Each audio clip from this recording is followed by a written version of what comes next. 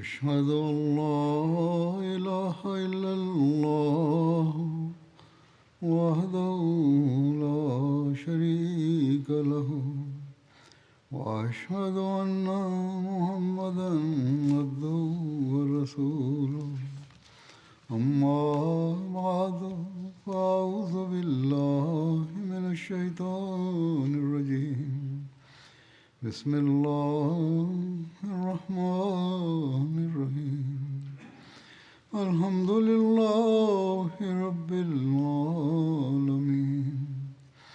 الرحمن الرحيم مالك يوم الدين إياك نعبد وإياك نستعين اهدنا الصراط المستقيم صراط الذين أنعمت عليهم غير المغضوب عليهم ولا الضالين وإذا سألك عبادي عني فإني قريب أجيب دعوة الداع إذا دعاني فليستجيبوا لي وليؤمنوا بي لعلهم يرشدون. Allah déclare: Et quand mes serviteurs t'interrogent sur moi, je suis certainement tout proche. Je réponds à l'appel de celui qui m'invoque quand il m'invoque. Qu'ils répondent donc à mon appel et qu'ils croient en moi, afin qu'ils soient bien guidés. Dès le début du Ramadan, une pensée nous vient immédiatement à l'esprit: se consacrer à la Salat, car c'est un mois de bénédiction. Les prières y sont exaucées, c'est pourquoi, en général, les gens se tournent davantage vers les mosquées durant le Ramadan. La fréquentation des mosquées augmente, que ce soit pour la prière de Fajr ou d'Isha. La fréquentation n'est pas aussi élevée les jours ordinaires qu'elle ne l'est pendant le Ramadan, notamment pour la prière d'Al-Fajr, de Maghrib et d'Isha. Et c'est une grâce d'Allah que les gens se souviennent au moins pendant ces jours-là qu'ils doivent se rendre à la mosquée et qu'il faut demander la grâce d'Allah. En effet, Allah déclare que pendant les jours de Ramadan, il ferme les portes de l'enfer, il enchaîne Satan et il ouvre les portes du paradis.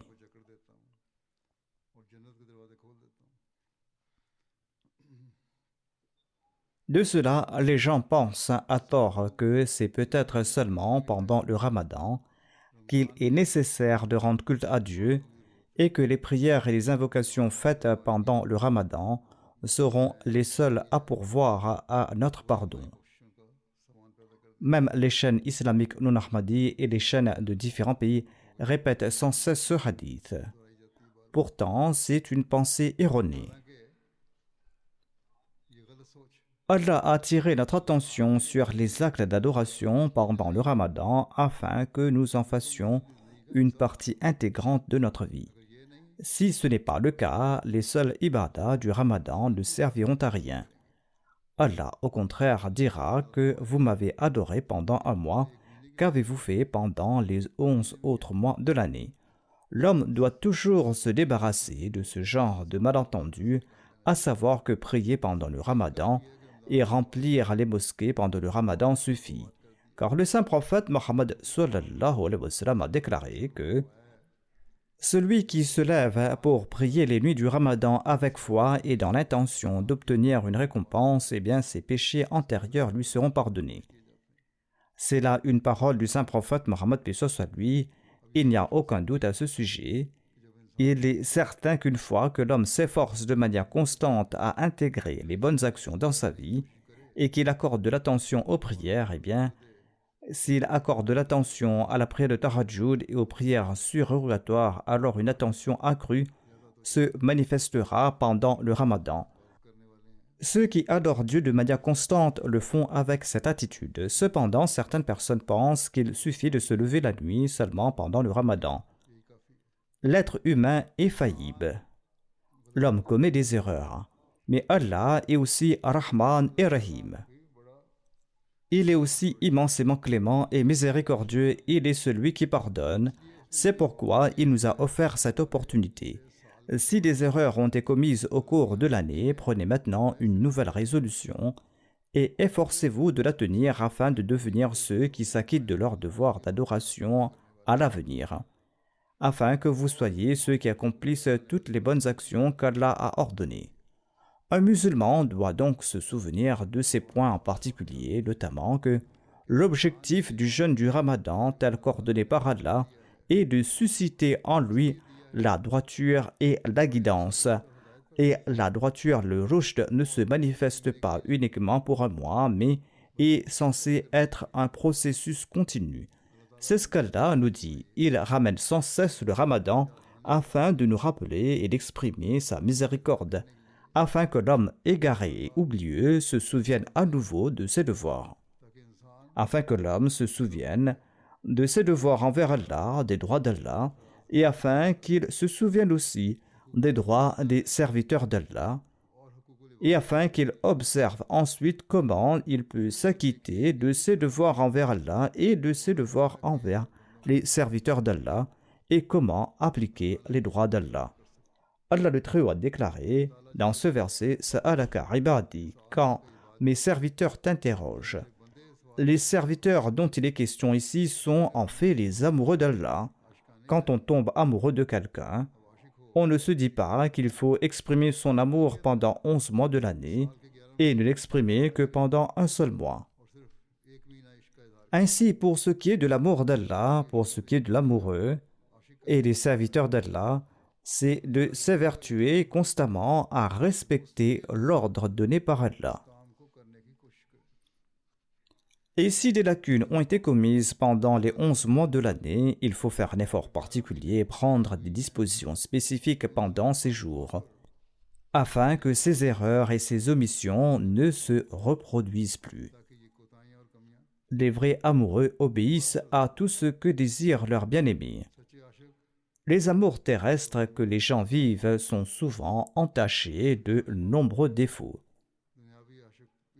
Et ils peuvent causer du tort, ou du moins, parfois, on ne peut en tirer aucun avantage. Mais dans l'amour de Dieu, il n'y a rien d'autre que du profit. Il ne s'y trouve que des avantages, car Allah est la source de tout bien, et Allah est celui qui protège de tout mal. Il est celui qui soulage de toute souffrance, et il déclare « Demandez-moi, priez, implorez-moi, et moi je vous répondrai. » Et le véritable amoureux d'Allah recherche la proximité d'Allah. C'est pourquoi nous devrions nous efforcer de rechercher la proximité d'Allah. Ne vous contentez pas de prier uniquement pour obtenir des avantages terrestres dans vos actes de dévotion au cours du Ramadan. Priez plutôt pour vous rapprocher de votre bien-aimé, c'est-à-dire de Dieu. Implorez-le de nous accorder sa proximité. Priez en ces termes, accorde-nous la capacité de faire des prières agréées, accorde-nous la rencontre avec Dieu, accepte notre jeûne, et quand cela va se produire, aucun mal ne sera commis même après le Ramadan. Au contraire, nous conserverons toujours la possibilité d'accomplir le bien. Allah a attiré notre attention à maintes reprises dans le Saint-Coran sur ce que sont les droits d'Allah et sur ce que sont les droits de ses créatures. Et il nous encourage à tenter de les accomplir. Le Messie promet l'Islam a déclaré « Il y a 700 commandements de le Saint-Coran. De plus, l'accent est mis sur la lecture du Saint-Coran pendant le Ramadan en particulier. Et lorsque nous le lirons, nous chercherons aussi ces commandements, ce qu'Allah nous a donnés. » En fait, le Messie promet l'Islam a mentionné à un endroit qu'il y a plus de 700 commandements.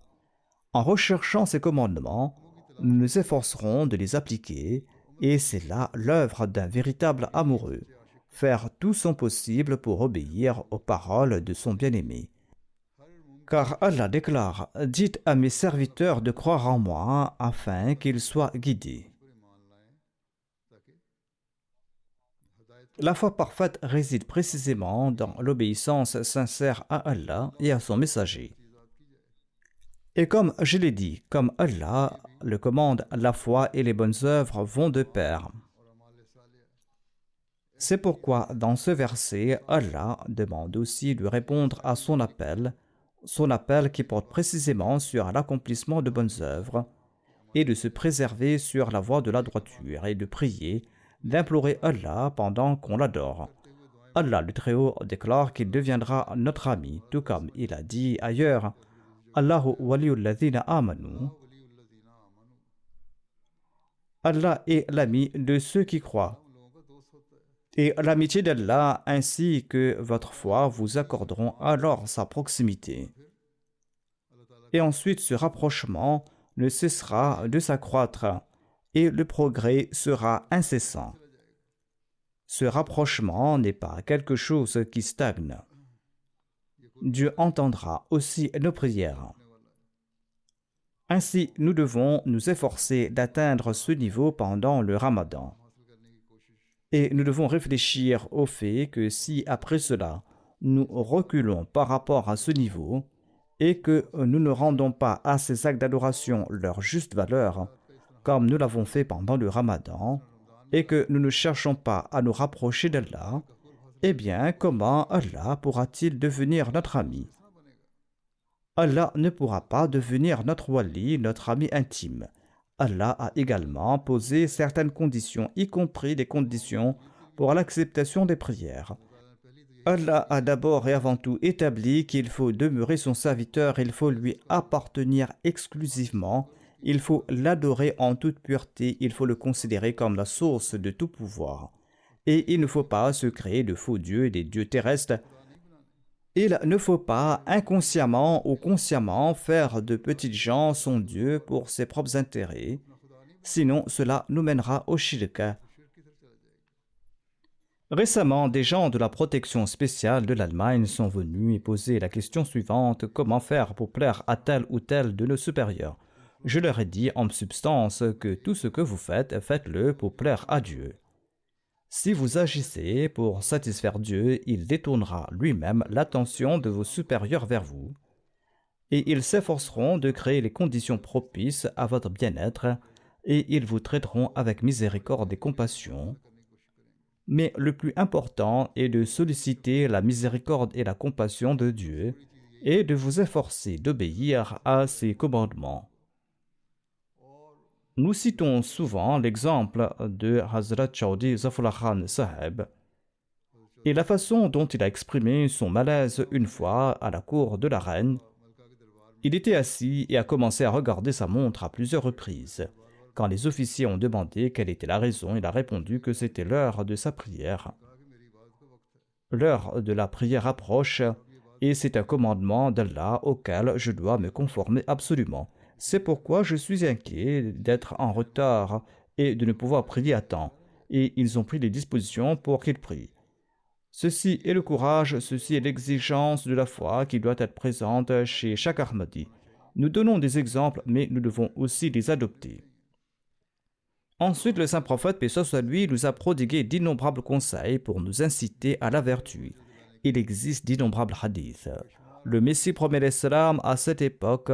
En étant un serviteur véridique du saint prophète, paix soit lui, il a rempli son devoir à cet égard et il nous a incités à la vertu. Dans ces conditions de la Bayra, la plupart de ces conditions insistent sur l'importance d'accorder de l'attention aux droits d'Allah et aux droits de l'humanité. Ce sont donc ces points auxquels nous devons prêter attention et lorsque nous le ferons, Allah le Très-Haut deviendra notre protecteur, notre wali, il deviendra notre ami. Il écoutera nos prières. Le saint prophète Mohammed lui a déclaré qu'Allah écoute les prières de ceux qui ne font pas preuve d'impatience. Des gens qui ne disent pas « j'ai tellement prié, mais Allah n'écoute pas ». C'est de la mécréance et ce sont des paroles qui éloignent de la foi. Un croyant doit toujours s'en préserver. Voilà les actions auxquelles il faut porter attention. Certaines personnes m'écrivent également et disent qu'elles ont beaucoup prié. Premièrement, il faut déclarer que ces gens n'ont pas prié pour se rapprocher d'Allah, mais ils ont prié pour leur propre objectif terrestre.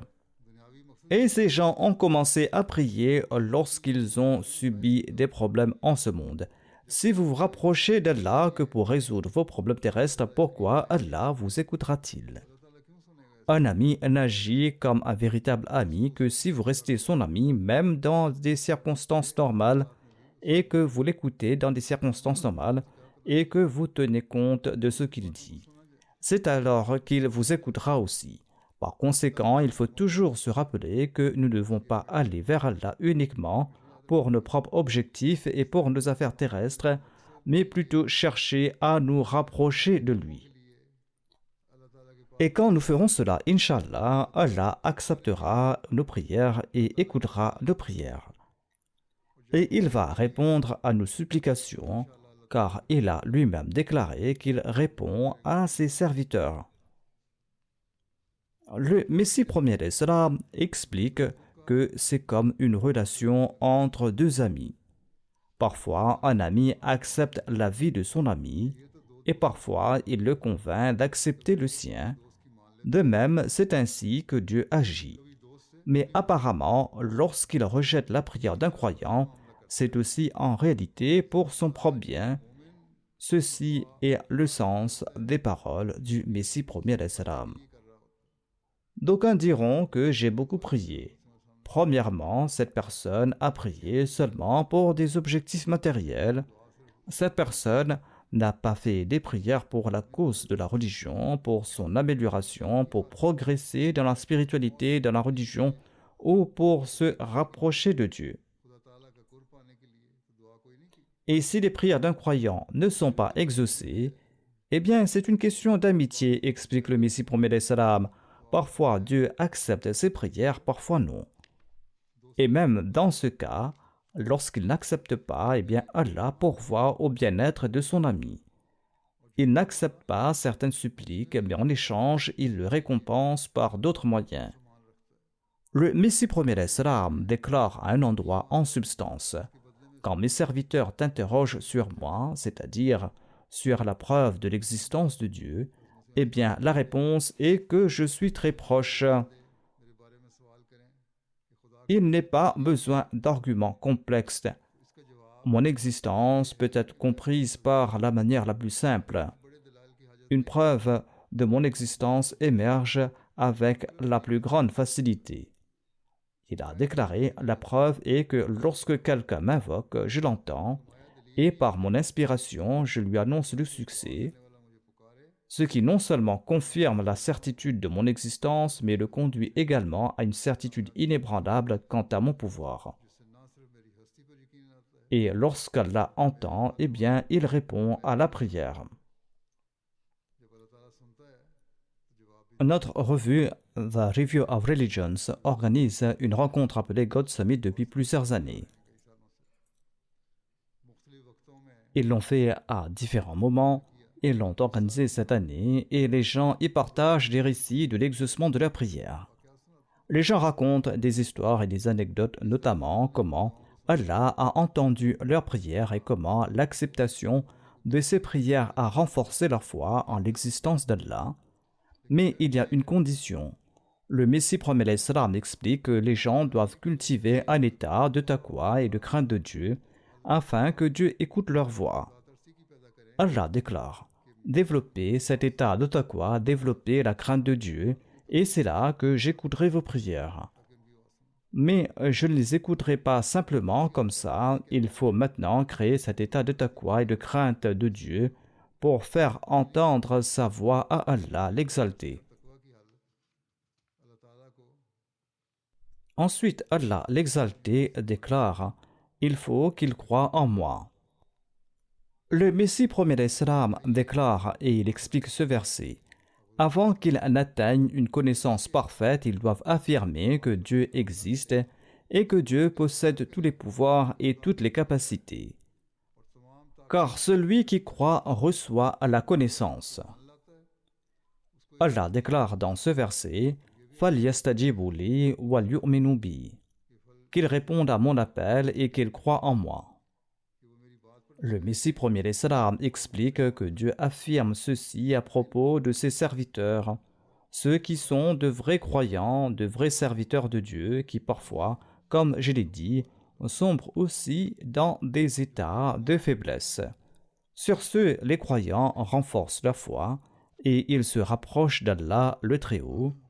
Et une fois cet état atteint, Allah, qui détient tous les pouvoirs, renforcera la foi du croyant quand il verra que son serviteur s'efforce de se rapprocher de lui.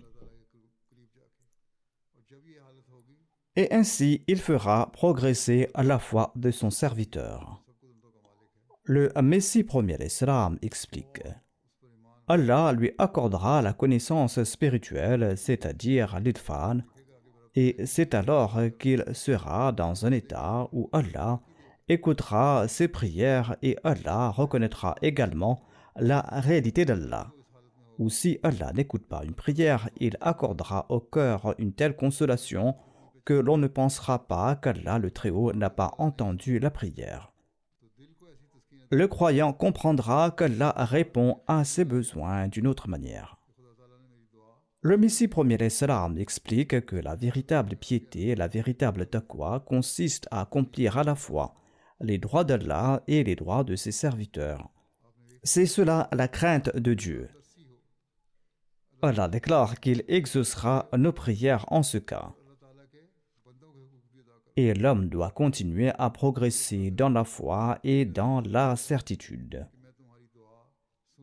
Une connaissance spirituelle commencera à naître et à s'épanouir, grandissant sans cesse en profondeur et en illumination. La Ma'rifat Tarma, la gnose parfaite, continuera à naître et à progresser, dit le Messie premier l'Islam.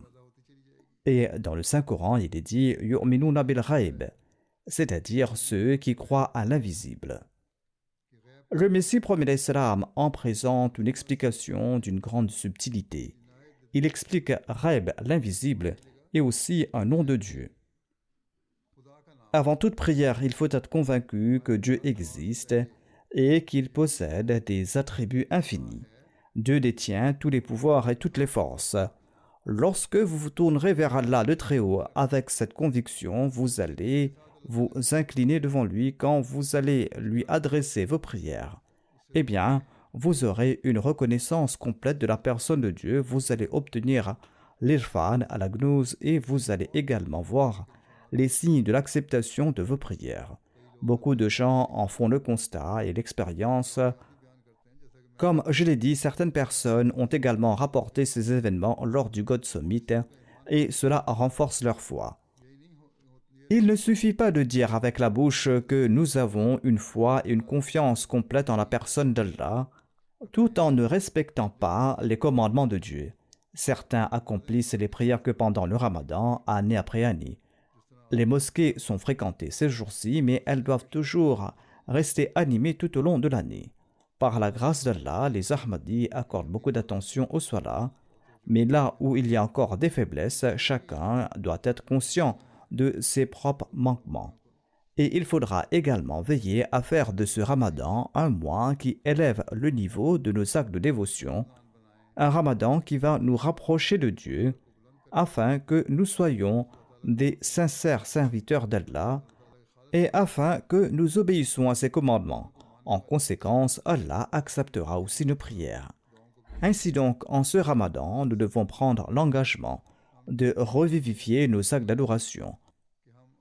Et nous devons ensuite prier afin qu'Allah nous donne la capacité de tenir cet engagement.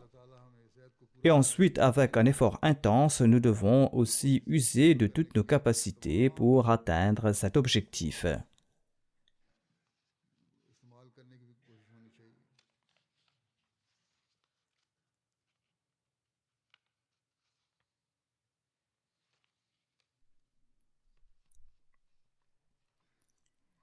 Ainsi donc, quand cet effort aura lieu,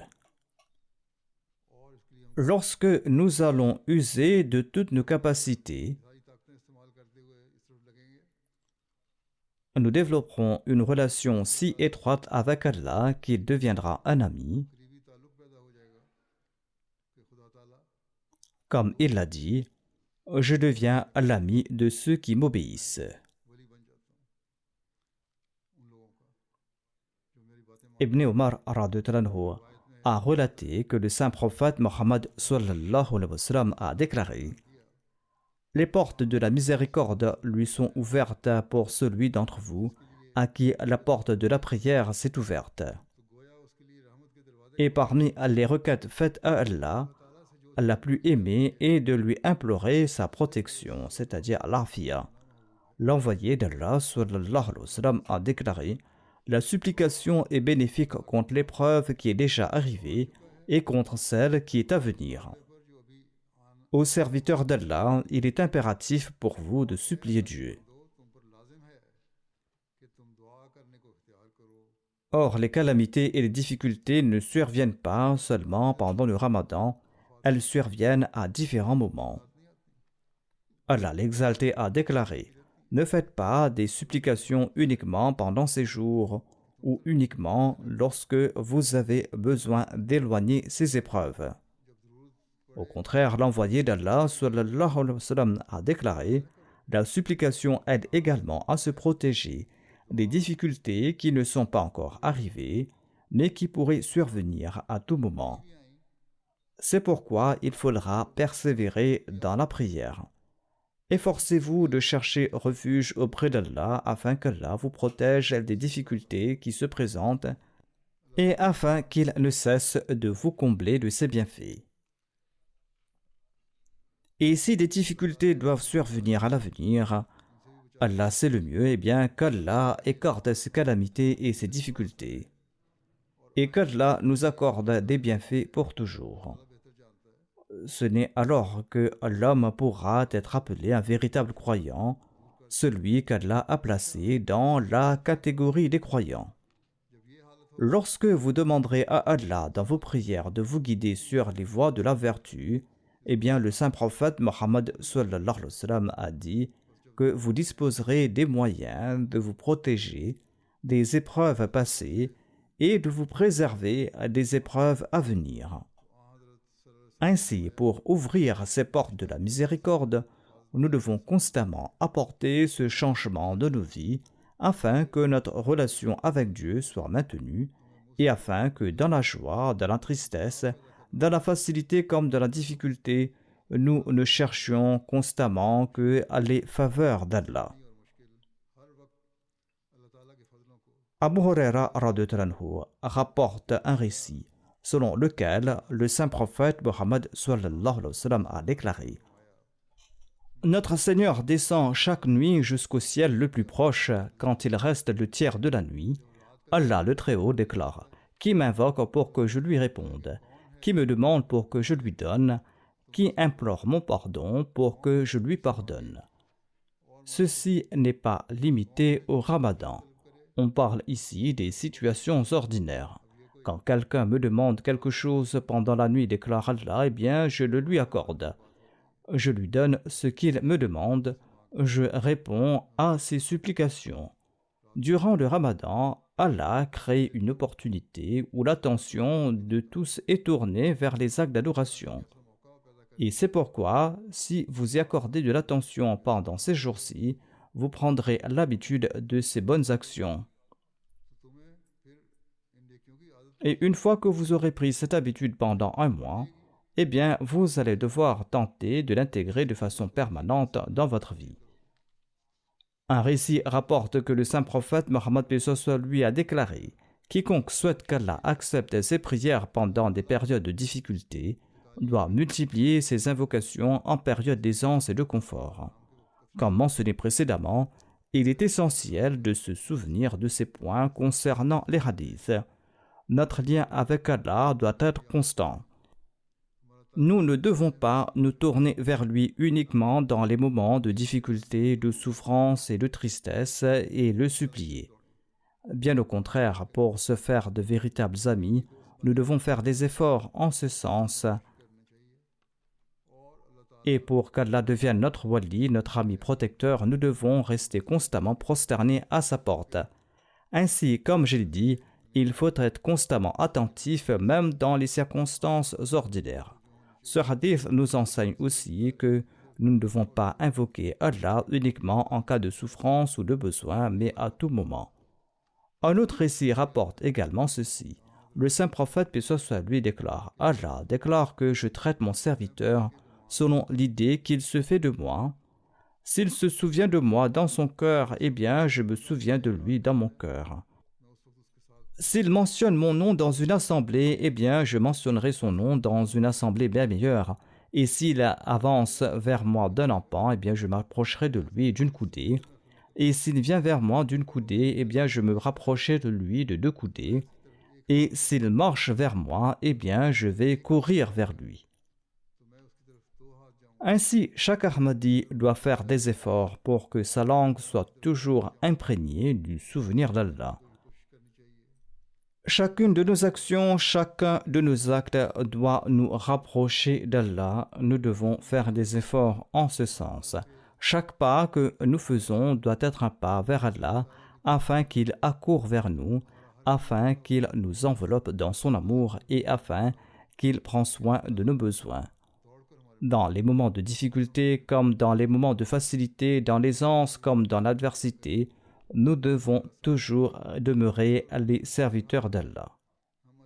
Selon un récit, le saint prophète Mohammed sallallahu alayhi wa sallam a déclaré que Dhunnun, c'est-à-dire le prophète Jonas ou Yunus, a fait cette prière lorsqu'il était dans le ventre du poisson: La ilaha illa anta subhanaka inni kuntu minadh zalimin.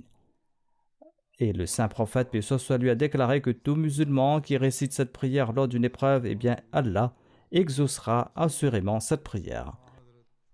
C'est également une marque de grande compassion du saint prophète, paix soit lui, envers nous, qu'il nous a rappelé l'importance des prières. L'être humain par nature est faible et peut parfois faillir dans l'accomplissement des droits d'Allah, mais malgré cela, Allah est toujours miséricordieux envers ses serviteurs. Et Allah lui-même a enseigné des prières et des supplications. Pourquoi est-ce qu'il nous a enseigné ces différentes prières dans le Saint-Coran? Pourquoi a-t-il mentionné ces prières en lien avec celles des prophètes? Allah nous a enseigné ces prières afin que nous les récitions, nous aussi. Étant donné qu'il s'agit de prières enseignées directement par Allah, il les acceptera certainement. Mais la condition essentielle reste le même. Nous devons d'abord remplir notre devoir envers Allah. C'est pourquoi Allah a ordonné « Falyastajibu li », c'est-à-dire écoutez ma parole, obéissez à mes commandements et renouvelez votre foi. Ainsi, nous pouvons chacun examiner notre propre état spirituel et évaluer dans quelle mesure nous obéissons aux commandements d'Allah. En expliquant la prière du prophète Yunus que je viens de citer, le Messie promet salam a déclaré que cette prière nous enseigne une leçon importante. Allah peut changer le décret divin. Les pleurs et les lamentations et les aumônes, comme cela s'est produit avec le peuple du prophète Jonas, ou comme cela a été mentionné dans l'histoire, peuvent annuler un acte d'accusation. Même après une accusation et un verdict de culpabilité, la prière peut l'annuler. Certaines personnes disent, comme je l'ai déjà mentionné, que si Allah a décrété quelque chose dans son destin et qu'il sait que cela va se produire, alors pourquoi devons-nous prier? Pourquoi accomplir de bonnes œuvres? Le Messie promet l'Islam explique qu'Allah nous a enseigné cette prière. Et en relatant l'histoire du prophète Jonas, il a également prouvé qu'il change les décrets du destin, il change ses propres décisions. Si vous vous repentez sincèrement et que vous entretenez une relation sincère avec Dieu, et si vous accomplissez de bonnes œuvres et si vous évitez le mal, et si vous vous prosternez devant le seul d'Allah en gémissant et en suppliant, alors dit le Messie promet l'Islam, ceux qui prient avant que le mal ne s'abatte sur eux, ceux qui se repentent et font de l'aumône, Allah leur accorde sa miséricorde et Allah les protège de son châtiment. En effet, affirme le Messie promet l'Islam, même lorsque les calamités surviennent, Allah est miséricordieux, qu'il nous en protège si nos prières sont sincères, si nos prières sortent du fond de notre cœur et si notre repentance est sincère. Le Messie promet l'Islam dit « N'écoutez pas mes paroles comme des contes, je le dis sincèrement pour Dieu, réfléchissez à votre situation et vous et vos amis, exhortez-vous mutuellement à prier. L'istighfar agit comme un bouclier contre le châtiment divin et les calamités sévères. Accomplissez beaucoup l'istighfar, c'est un bouclier. C'est-à-dire, c'est votre bouclier, et si vous implorez le pardon d'Allah, Allah vous protégera.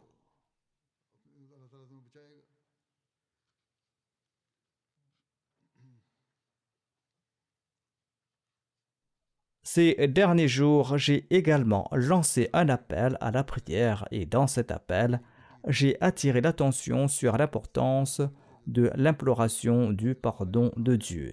Le Messie promet l'Islam explique que l'istighfar est un bouclier. Il dit que dans le Saint-Coran, Allah déclare وَمَا كَانَ اللَّهُ مُعَذِّبَهُمْ وَهُمْ يَسْتَغْفِرُونَ. Allah a déclaré pourquoi Allah vous infligera-t-il un châtiment si vous implorez son pardon. Allah ne châtie pas ceux qui implorent son pardon. Allah ne châtie pas celui qui accomplit l'istighfar véritable. C'est pourquoi, si vous souhaitez être protégé du châtiment de Dieu, alors récitez l'istighfar abondamment. Allah affirme qu'il ne châtie pas lorsque on implore son pardon. Le Messie promet l'Islam explique cela. Il déclare: si vous voulez vous préserver de ce châtiment divin, eh bien implorez fréquemment le pardon de Dieu. Dans un récit, le saint prophète Mohammed sallallahu alayhi wa sallam a déclaré: Allah est très pudique, il est très généreux, il est très magnanime. Quand un serviteur lève ses deux mains vers lui, il a honte de les renvoyer vides et infructueuses. Autrement dit, il n'écarte pas une prière sincère sortant du fond du cœur, mais il l'accepte. Ainsi, nous devons formuler les prières que nous adressons à Allah avec un cœur sincère. Implorons le pardon de Dieu pour nos péchés et pour nos erreurs passées, et demandons à Allah la capacité de rester ferme dans nos bonnes œuvres pour l'avenir, et efforçons-nous ensuite de nous y tenir. Efforçons-nous également de le faire pendant le Ramadan. Nous devons prier en ce sens. Et après le Ramadan, nous devons faire des efforts en ce sens. Et nous allons voir comment Allah se précipite vers nous et comment Allah nous accueille dans ses bras.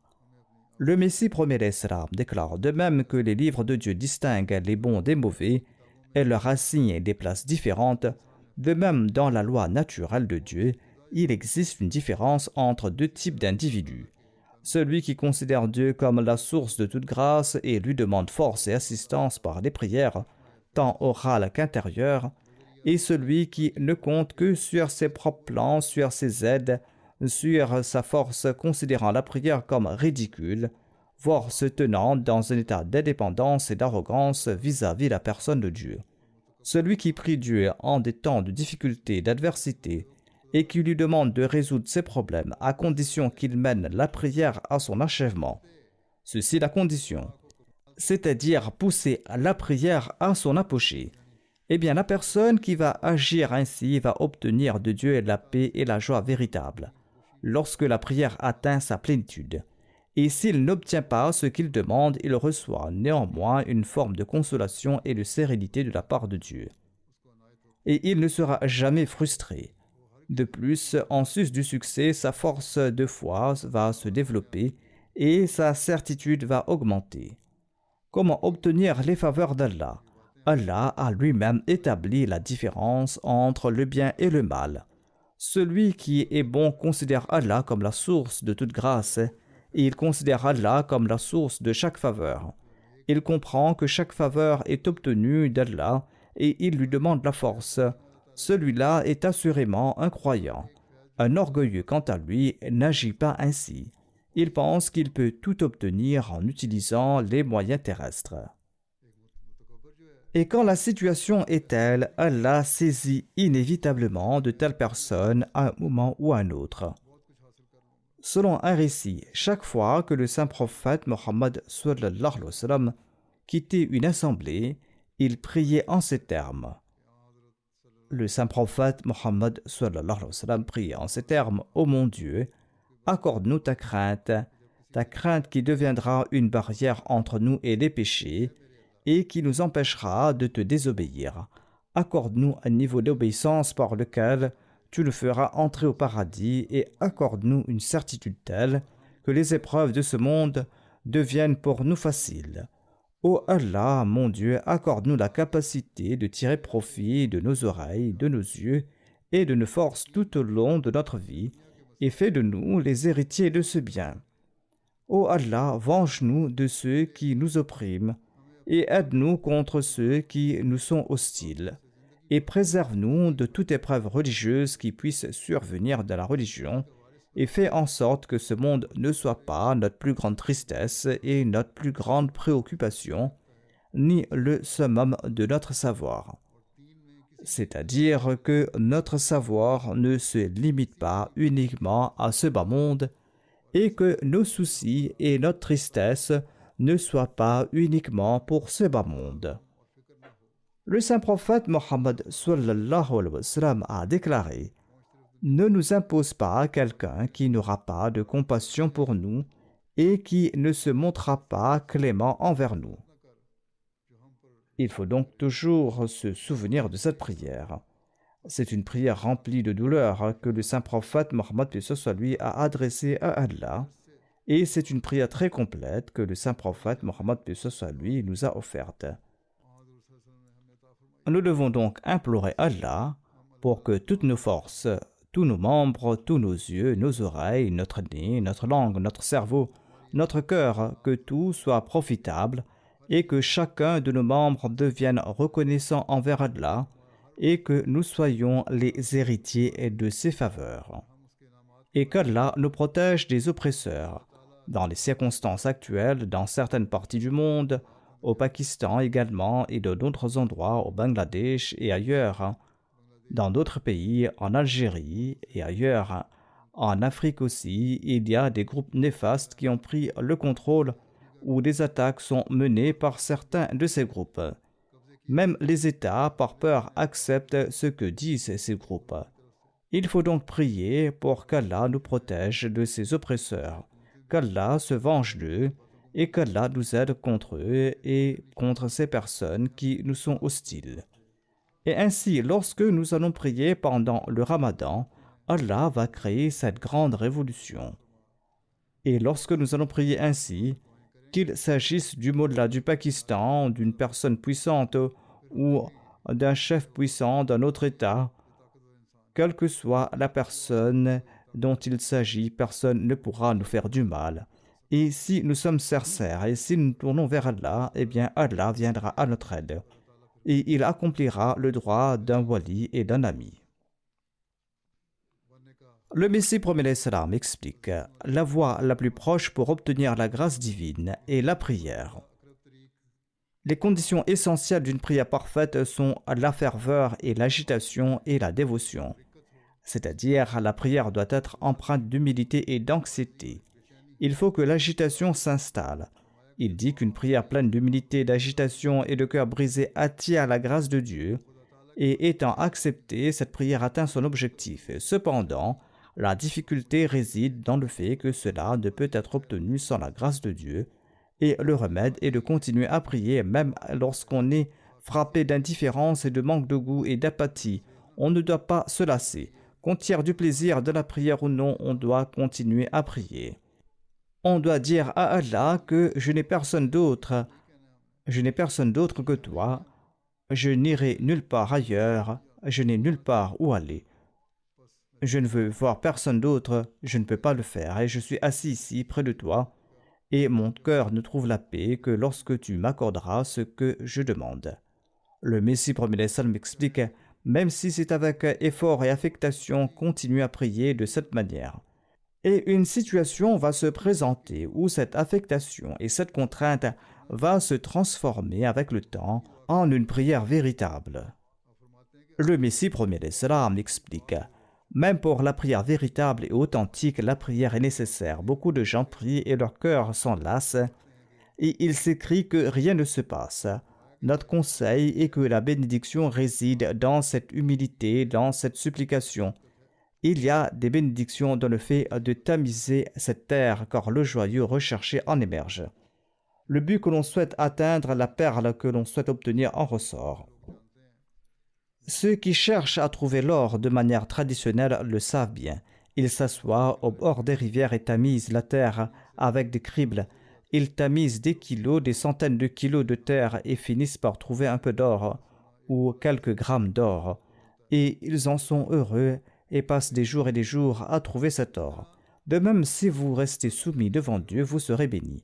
Le Messie promet salam explique, car c'est finalement de là que jaillit la perle ultime du but recherché. Un jour arrive où ce cœur s'accorde avec la langue. Et alors cette humilité, cette tendresse et tout ce qui est nécessaire à la prière se manifestent d'eux-mêmes. Il est crucial de susciter cette ferveur. Le Messie promet salam explique que celui qui se lève la nuit, même en cas d'absence d'esprit, même s'il y a manque d'attention et de l'impatience, même si la prière est faite rapidement, si l'on ne cesse d'implorer Allah dans cet état en disant « Mon Seigneur, mon cœur est entièrement entre les mains et sous ton contrôle.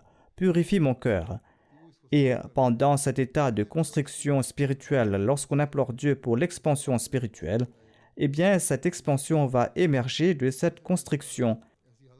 L'état d'apathie sera transformé par Allah en un état où l'attention commencera à se manifester et le blocage du cœur sera levé, engendrant un sentiment de ferveur. La sensation d'oppression se dissipera et l'attention ne se portera pas seulement sur la nécessité de prier, mais les prières commenceront à jaillir du cœur. C'est précisément à ce moment-là qu'on appelle l'heure de l'acceptation. Lorsque cet état se manifeste, comprenez que c'est l'heure de l'exaucement des prières, et l'âme va couler comme de l'eau sur le seuil de la divinité, comme une goutte tombant de haut en bas. Dans une telle situation, lorsque l'attendrissement survient et que l'on persiste avec constance, eh bien Dieu va susciter cet attendrissement et la réponse aux prières va commencer à se manifester.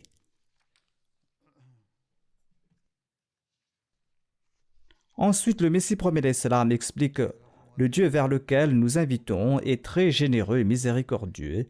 Il est pudique, véridique, fidèle, compatissant envers les humbles. Alors soyez fidèles envers lui et priez avec une sincérité et une loyauté complète, afin qu'il ait pitié de vous.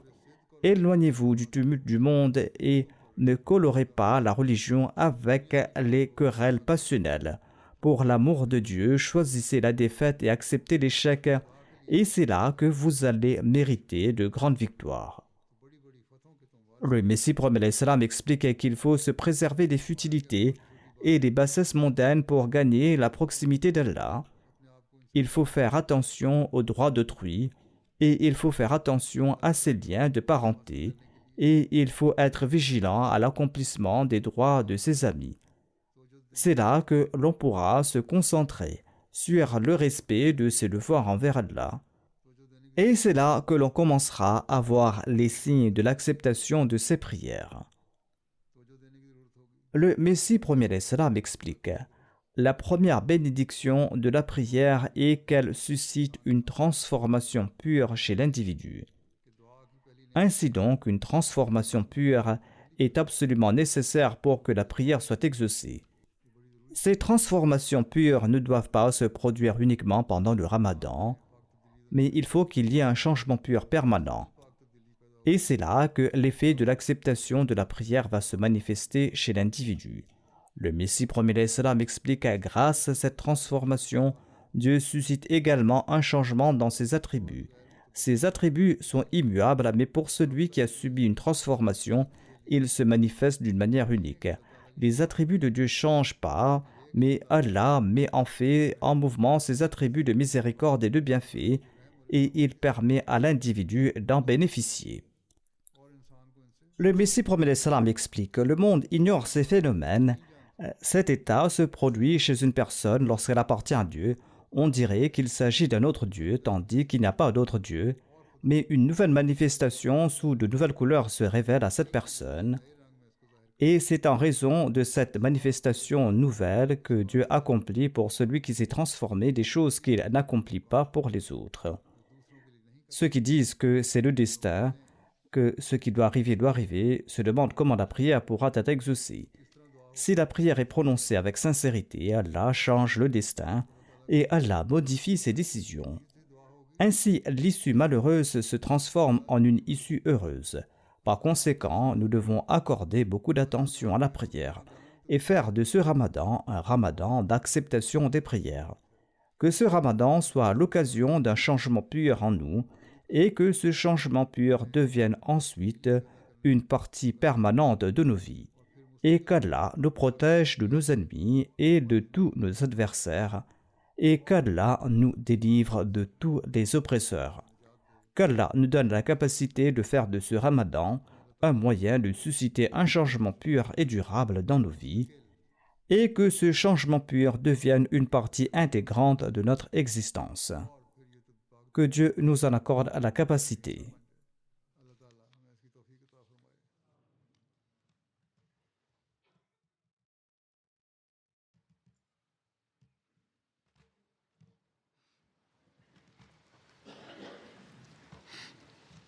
Alhamdulillah, alhamdulillah, nahmaduhu wa nasta'inuhu wa nastaghfiruhu wa nu'minu bihi wa natawakkalu alayhi wa na'udhu billahi min shururi anfusina wa min sayyiati a'malina. Man yahdihillahu fala mudilla lahu ومن يضلل فلا هادي له ونشهد أن لا إله إلا الله ونشهد أن محمدا عبده ورسوله عباد الله رحمكم الله إن الله يأمر بالعدل والإحسان وإيتاء ذي القربى وينهى عن الفحشاء والمنكر والبغي يعظكم لعلكم تذكرون اذكروا الله يذكركم وادعوه يستجب لكم ولذكر الله أكبر